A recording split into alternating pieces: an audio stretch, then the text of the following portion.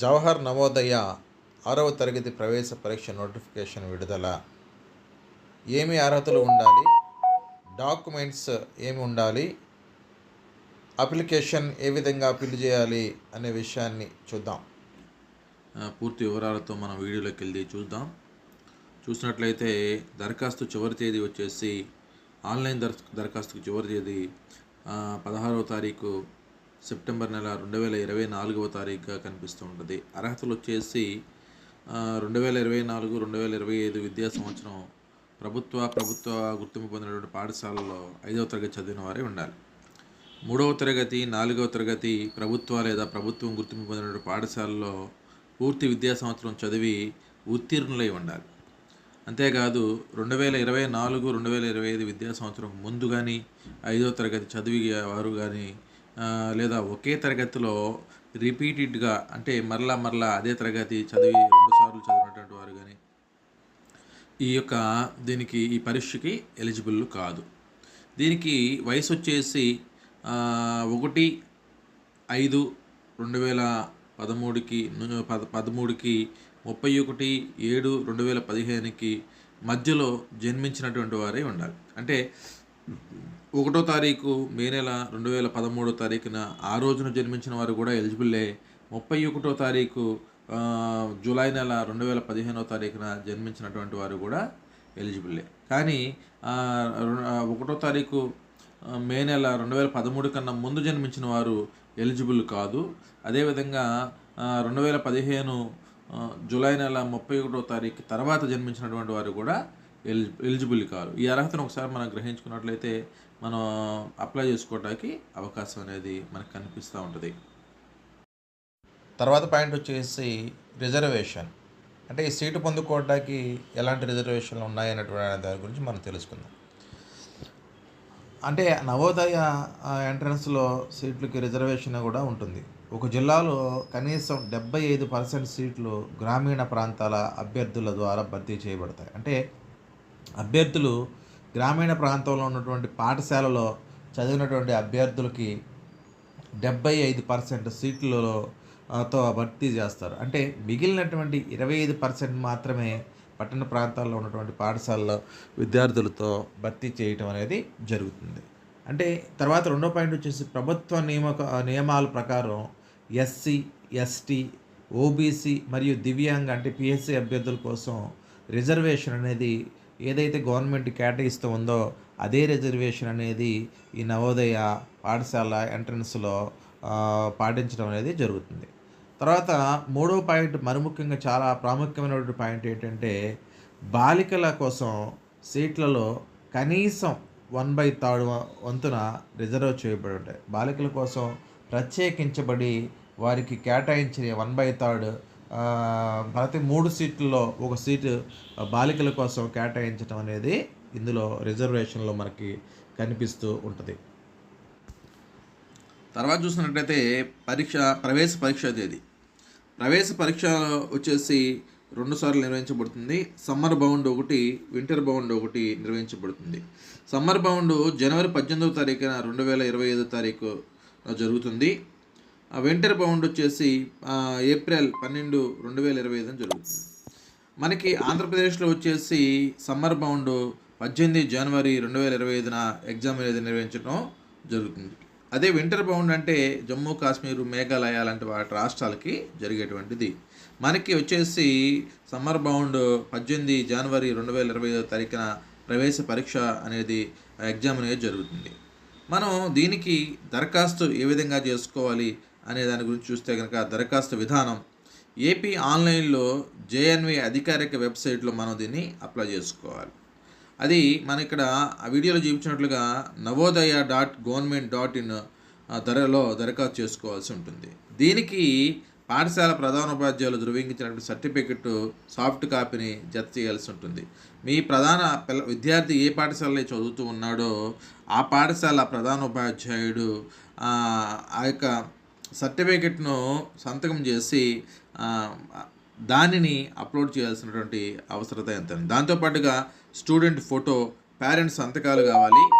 ఆధార్ నెంబర్లు దీనికి చాలా అవసరంగా మనకు కనిపిస్తూ ఉంటుంది. మీకు కావాల్సినటువంటి ఈ యొక్క ప్రధానోపాధ్యాయులు జత చేయాల్సినటువంటి సర్టిఫికెట్ ను మీకు ఆ వీడియోలో మన చివరిలో ఇవ్వటం అనేది జరిగింది. తర్వాత చూసినట్లయితే ప్రవేశ పరీక్షా పత్రం ఏ విధంగా ఉంటుంది అనేది కూడా మనం వివరంగా ఒకసారి పరిశీలన చేసినట్లయితే ఎక్కువ మార్కులు సాధించడానికి ఎంతైనా అవకాశం అనేది మనకు కనిపిస్తుంటుంది. ప్రవేశ పరీక్షా పత్రం అనేటువంటిది మొత్తం 80 ప్రశ్నలతో కూడి ఉంటుంది. మార్కులు మొత్తం 100 మార్కులకు ఉంటుంది. ప్రశ్నలు మాత్రం 80 ప్రశ్నలు ఉంటాయి. 80 ప్రశ్నలకి 100 మార్కులకి లెక్కిస్తారు. ఆ సమయం ఎగ్జామ్ రాసేటువంటి సమయం 2 గంటల సమయం ఉంటుంది. పరీక్షా పత్రం 3 భాగాలుగా విభజించబడుతుంది. అంటే ఈ 2 గంటల సమయంలో రాసేటువంటి పరీక్ష 100 మార్కులకు గాను 3 భాగాలుగా విభజించబడి ఉంటుంది. అది విభాగాలు ఏంటంటే mental ability test, arithmetic test, language test అని మూడు భాగాలుగా విభజించబడి ఉంటాయి. ఏ భాగానికి ఎన్ని ప్రశ్నలు వస్తాయి, ఎన్ని మార్కులు వస్తాయి, ఎంత సమయం అనేది కనుక మనం గమనించినట్లయితే మొట్టమొదటిగా మెంటల్ ఎబిలిటీ టెస్ట్ వచ్చేసి 40 ప్రశ్నలు అనేది ఉంటాయి. దానికి 40 ప్రశ్నలకి 50 మార్కులు అనేది కేటాయిస్తారు. సమయం వచ్చేసి 60 నిమిషాలు, అంటే గంట సమయం అనేది ఉంటుంది. ఇక అర్థమెటిక్ టెస్ట్ వచ్చేసి 20 ప్రశ్నలు ఉంటాయి. 25 మార్కులు దానికి కేటాయిస్తారు. 30 నిమిషాల పాటు సమయాన్ని ఇస్తారు. మూడవది లాంగ్వేజ్ టెస్ట్. ప్రశ్నలు 20 ప్రశ్నలు ఉంటాయి. మార్కులు 25 మార్కులకు ఉంటుంది. సమయం 30 నిమిషాలు దానికి కేటాయిస్తారు. ఈ విధంగా మనం ఎక్కువ మార్కులకి మెంటల్ ఎబిలిటీ టెస్ట్లో 40 ప్రశ్నలు ఉంటాయి. 50 మార్కులకి ఉంటుంది. అంటే 60 ఒక గంట సమయాన్ని మెంటల్ ఎబిలిటీ టెస్ట్కి, గంట సమయాన్ని అర్థమెటిక్, లాంగ్వేజ్ టెస్ట్లకి వినియోగించడం అనేది ఇక్కడ కనిపిస్తూ ఉంటుంది. దాన్ని బట్టి మనం పూర్తిగా ప్రిపేర్ అయితే కనుక ఎక్కువ మార్కులు సంపాదించుకోవచ్చు. పూర్తి వివరాలకు వెబ్సైట్లో చూడవచ్చు. వెబ్సైట్ మనం వీడియోలు ఇవ్వడం అనేది జరిగింది. చివరిగా మనం ప్రధానోపాధ్యాయుల దగ్గర నుంచి తీసుకుని ఆన్లైన్లో సబ్మిట్ చేయవలసినటువంటి సర్టిఫికేట్ గురించి మనం తెలుసుకుందాం. జవహర్ నవోదయ విద్యాలయ సెలక్షన్ టెస్ట్ 2025 సర్టిఫికేట్ అని రాయబడి ఉంటుంది. Last date of submission of online application from 16th September 2024 అని సర్టిఫికేట్లో రాయబడి ఉంటుంది. దీన్ని ఏ విధంగా మనం ఫిల్ చేయాలని దాన్ని ఒకసారి చూద్దాం. Certificate that the information given below the correct in respect of అని విద్యార్థి పేరు రాయాల్సి ఉంటుంది. తర్వాత కాలంలో వచ్చేసి పాఠశాల పేరు రాయాల్సి ఉంది. నేమ్ ఆఫ్ ద క్యాండిడేట్ అనే దగ్గర విద్యార్థి పేరు బ్లాంక్ లెటర్స్ రాయవలసి ఉంటుంది. తర్వాత ఫాదర్ నేమ్ బ్లాంక్ లెటర్స్ రాయాలి. తర్వాత వచ్చేసి మదర్ నేమ్ దగ్గర మదర్ నేమ్ రాయాలి. తల్లిదండ్రులు. నెక్స్ట్ వచ్చేసి నేమ్ ఆఫ్ ద గార్డియన్ దగ్గర మదర్ ఫాదర్ ఇద్దరు ఎవరు లేని పక్షంలో మనకి అడ్మిషన్ లిస్టులు రాయబడి ఉంటే కనుక తర్వాత మన గార్డియన్ పేరు రాయాలి. డేట్ ఆఫ్ బర్త్ దగ్గర వచ్చేసి డేటు, డీటీ దగ్గర డేట్ అని రాయాలి. ఎంఎం అనే దగ్గర మంత్ రాయాలండి.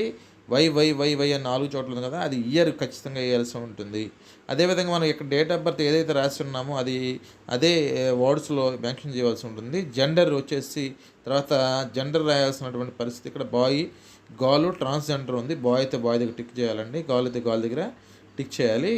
ఇక్కడ ట్రాన్స్జెండర్ అయితే ట్రాన్స్జెండర్ దగ్గర టిక్ చేయాల్సి ఉంటుంది.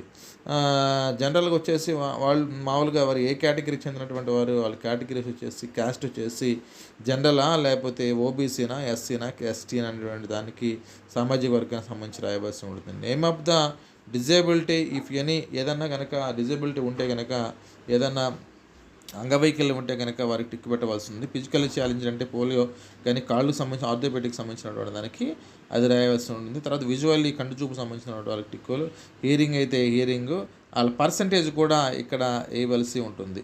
ఇది ఒకవేళ కనుక ఉంటే కనుక సర్టిఫికేట్ల పాటు అప్లోడ్ చేయడం అడిగితే కనుక అప్లోడ్ చేయాల్సిన పరిస్థితి ఉంటుంది. తర్వాత ఆధార్ నెంబర్ పిల్లవాడిది ఇవ్వాల్సింది. పెన్ నెంబరు ప్రధానోపాధ్యాయులు వారు పెన్ నెంబర్ వేస్తారు. తప్పనిసరిగా తల్లిదండ్రులు ఒకవేళ కనుక ప్రధానోపాధ్యాయులు పెన్ నెంబర్ వేయటం కనుక మర్చిపోతే కనుక అడిగి పెన్ నెంబర్ అనేది వేయించుకోవాలి. ఎందుకంటే ప్రతి విద్యార్థికి కంపల్సరీ పెన్ నెంబర్ అనేది కంపల్సరీ చేయడం జరిగింది. అది కంపల్సరీగా ప్రధానోపాధ్యాయులు మస్ట్ అండ్ షుడ్గా వేయటం అనేది జరుగుతూ ఉంది. తర్వాత పెన్ నెంబర్ తర్వాత కాలం వచ్చేసి మనకి ఏం కనిపిస్తుంటే అడ్రస్ కనిపిస్తుంది. విద్యార్థి యొక్క అడ్రస్తో పూర్తిగా రాయాల్సింది. తర్వాత మొబైల్ నెంబరు, ఆ మొబైల్ నెంబర్ అనేది కంపల్సరీగా వెళ్ళండి. అవసరమైన దానికి మెసేజ్, ఓటీపీస్ వస్తూ ఉంటాయి. ఈమెయిల్ క్రియేట్ చేసుకుంటే ఈమెయిల్ ఇవ్వాలి. ఐడెంటిఫికేషన్ మార్క్స్, విద్యార్థి యొక్క పుట్టుమచ్చలు ఇవ్వాలి. యాన్యువల్ ఇన్కము, ఆ తల్లిదండ్రుల యొక్క వాళ్ళ యొక్క క్యాస్ట్ని బట్టి యాన్యువల్ ఇన్కము తీసుకొని ఎంత అయితే ఉందో అంత తీసుకోవాలి. దాని తగ్గ క్యాస్ట్ సర్టిఫికేట్ తీసుకోవడానికి తర్వాత అవకాశం ఉంది. నేషనాలిటీ ఇండియన్ రాయాలి. రిలీజియన్ వచ్చేసి హిందూ అయితే హిందూ, క్రిస్టియన్ అయితే క్రిస్టియన్, ముస్లిం అయితే ముస్లిం రాయాలి. మీడియం ఆఫ్ ఎగ్జామ్ వచ్చేసి తెలుగు, ఇంగ్లీషా ఏదైనా మనం రాసుకోవాలి. తర్వాత కాలం వచ్చేసి పర్టిక్యులర్స్, క్లాస్ పర్టిక్యులర్స్ ఇవన్నీ మనకు కనిపిస్తూ ఉంటాయి. అంటే మనం ముందుగానే చెప్పుకుని ఉన్నాం, 3rd క్లాసు 4th క్లాసు అనేవి ఖచ్చితంగా ప్రభుత్వం చేత ఆమోదించబడినటువంటి పాఠశాలల్లో పూర్తి స్థాయిలో చదివి ఉండాలి, ఉత్తీర్ణులై ఉండాలని చెప్పుకున్నాం. అదేవిధంగా ఇక్కడ ఇచ్చిన దాని ప్రకారం అక్కడ 3rd క్లాసు ఎక్కడ చదివాడు, నేమ్ ఆఫ్ ద స్కూల్ ఎక్కడ చదివాడు, స్కూలు లొకేషన్ రూరలా అర్బనా, అంటే పల్లెటూరా పట్టణమా, మంత్ అండ్ ఎప్పుడు చదివారు, అది జాయినింగ్ అయిన date, month of year passing అయిన date, name of the block, name of the district, name of the street, ఇది 3rd క్లాస్కి ఫిల్ చేయాల్సి ఉంటుంది. అదేవిధంగా 4th క్లాస్కి కూడా సేమ్ టు సేమ్ ఎక్కడ చదివాడు, ఏ స్కూల్లో చదివాడు, ఆ లొకేషన్ రూరల్ అర్బనా, లేకపోతే ఎప్పుడు జాయిన్ అయ్యాడు, పాస్ అయింది ఇప్పుడు, next name of the block, అంటే అక్కడ ఏ బ్లాక్లో ఉంది, డిస్ట్రిక్ట్ ఎక్కడ, స్టేట్ ఎక్కడ, ఇవన్నీ 3rd class 4th class 5th క్లాస్కి ఫిల్ చేయాల్సిన అవసరం ఖచ్చితంగా ఉంది. ఎందుకంటే ఇక్కడ ముందే చెప్పాడు, ఆ లోకల్ అంటే గ్రామీణ ప్రాంతం రూరల్ ఏరియాలటువంటి వారికి 75% రిజర్వేషన్ అనేది కలిగిస్తున్నాడు కనుక ఇవన్నీ కంపల్సరీగా ఫిల్ చేయాల్సిన అవసరం ఉంది. చివరికి వచ్చినట్టయితే అటన్నిటికీ ఓకే చేస్తూ పైన చెప్పినటువంటి కూడా చదువుకుని చదివితే కనుక పైన చెప్పినవన్నీ కూడా అన్నీ కూడా సరైనవే అని చెప్పి సర్టిఫై చేస్తూ మనం సైన్ చేయాల్సి ఉంటుంది. ముందుగా అక్కడ సిగ్నేచర్ ఆఫ్ ద క్యాండిడేట్ అన్న దగ్గర స్టూడెంట్ విద్యార్థి యొక్క సంతకం చేయాలండి. సిగ్నేచర్ ఆఫ్ ద పేరెంట్ దగ్గర తల్లిదండ్రుల సంతకం చేయాల్సి ఉంటుంది. తర్వాత signature of the head master దగ్గర హెడ్ మాస్టర్ గారు సంతకం పెట్టి స్టాంప్ వేస్తే కనుక ఈ సర్టిఫికేట్ అనేది పూర్తవుతుంది. ఈ అప్లికేషన్ని చేసేటప్పుడు ఈ సర్టిఫికేట్ తీసుకెళ్ళి సాఫ్ట్ కాపీని అప్లోడ్ చేస్తే కనుక నవోదయ ఎంట్రన్స్ ఎగ్జామ్ కోసం అప్లికేషన్ పూర్తి చేయడం పూర్తవుతుంది. వీడియో నచ్చినట్లయితే కనుక లైక్ చేయండి, షేర్ చేయండి, సబ్స్క్రైబ్ చేయండి. Thank you for watching.